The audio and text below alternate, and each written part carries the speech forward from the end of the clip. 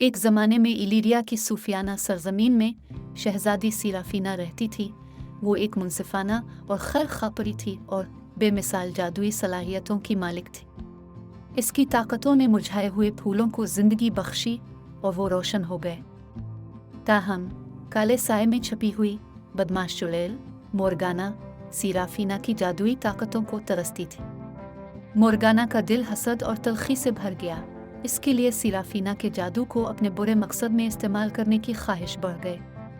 मोरगाना ने अपनी मनफी तमन्नाओं को पूरा करने के लिए एक खुफिया चक्कर को बनाया।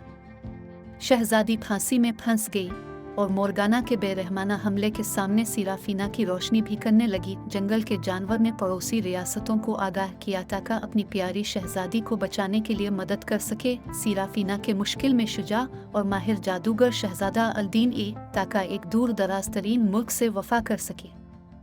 जादुई जंगलात और ख़तरनाक इलाकों के जरिए गिरोह को मुश्किलात का सामना करना पड़ा। मोरगाना के दानाए मैनों से झलसुना पड़ा।